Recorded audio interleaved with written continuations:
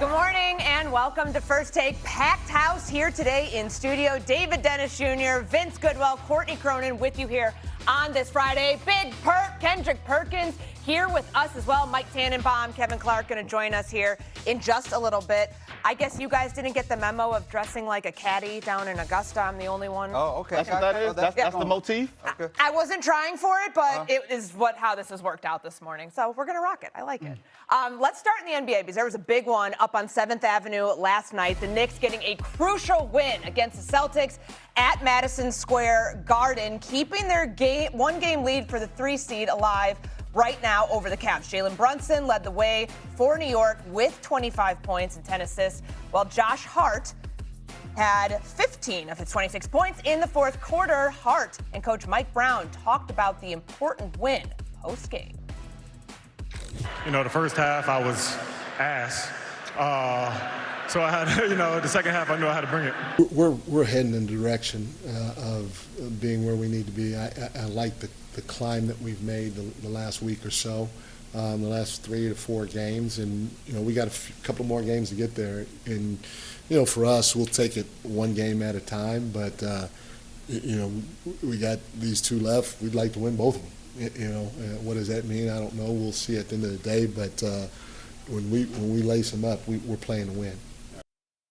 No mincing of words there from Josh Hart. 26 points, 3 assists. That's what he finished with. And the Knicks now 52 wins on the season. Their most in a season since 2012-13. And those 52 victories for head coach Mike Brown are the most by a Knicks coach in his first season with the franchise, which passes now the record set by Pat Riley during the 1991-1992 season. So some context here. Obviously, no Jaylen Brown in the lineup yesterday for the Boston Celtics. Baylor Shireman, 20 points coming off the bench. But let's look at this win holistically, Perk. How much stock are you putting in this win for New York last night? For as what, Courtney? For as them matching up with the Celtics in the playoffs and beating them? I ain't putting that much stock in them at all. Listen, was this win important for the New York Knicks? Absolutely.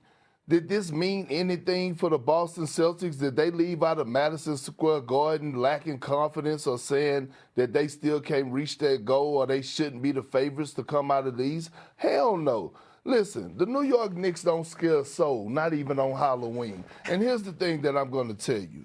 I understand that Jason Tatum, he didn't have a great night shooting-wise, but he didn't come back this season to be Batman.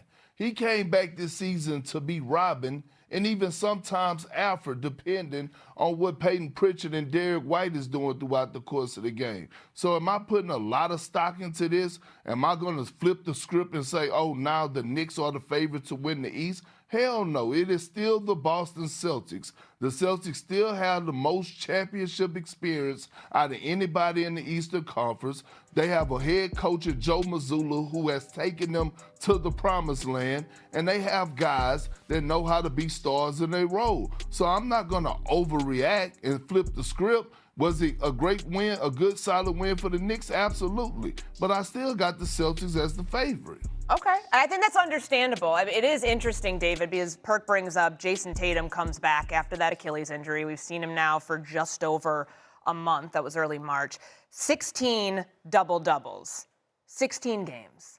That's like 10 times that's happened now in 16 games. So it is pretty remarkable to see the impact that he's made so far. But as you look at this from the Knicks side, do you put much stock into what New York did on Thursday night? Yeah, I put a lot of stock in what New York did, and part of it is the process and how they're winning these games, not just this game against the Celtics, but also the game prior against the Hawks. We got to give Mike Brown a little bit of credit here. Perk, there was a great game that we saw last night. I know you're over there, got your eyes closed and everything. You seem like you're in a bad mood this morning. I know you didn't take your vitamins or something. That was a great game and a great win for the Knicks, in large part because of how they are winning these games. We got to give Mike Brown some credit here because he has figured out something with this two-man game with Brunson and Karl Anthony Towns. They're getting Josh Hart some of these wide-open shots, and Brunson is closing out some real playoff-level games. He had 17 in the fourth against Atlanta, and then he had 5 assists last night. They are orchestrating an offense, and these are playoff-level wins from a Knicks team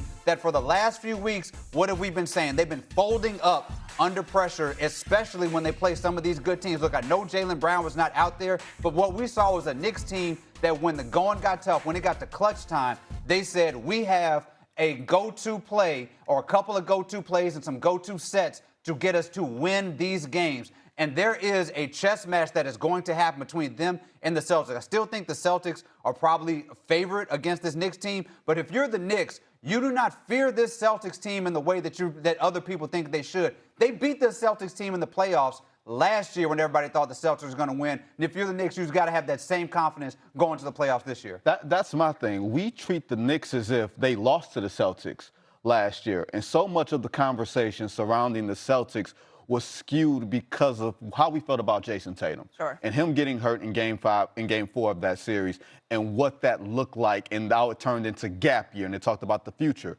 But let's be honest here.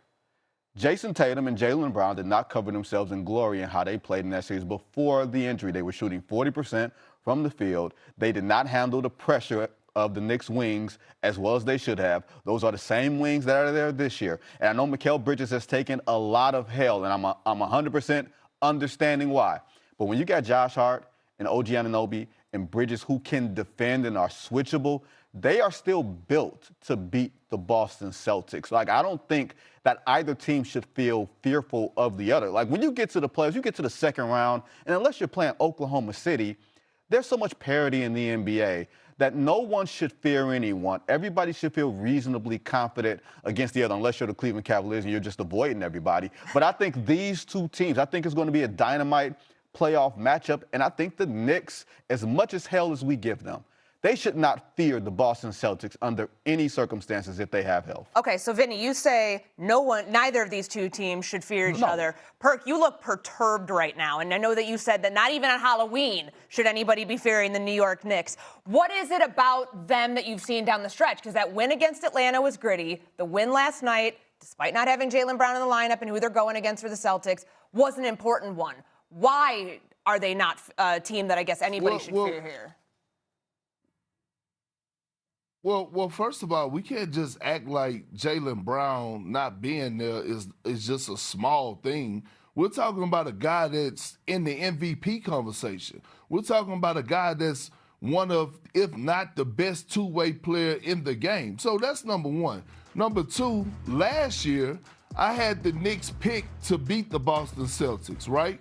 Because they had an identity at the time. I knew who they was. I knew what they were going to bring defensively night in and night out. I don't know what this team is under the coach. This team is going to play like under the coaching of Mike Brown. I knew who they were under Tom Thibodeau. And all I've been hearing this morning since this show started is Vinny and David talk about offense. Nobody's talking about defense. Nobody's talking about the other side of the basketball. No one is talking about that. When you said defense, what you said about their defense? I said Anunoby and Hart and Bridges match up against Brown and Tatum defensively. Yeah. I said that. Those are the two key offensive players. Last year. This year. You said, no. This year, too, Jason Tatum struggled in the fourth quarter because Josh Hart was on him. You saw that, Perk.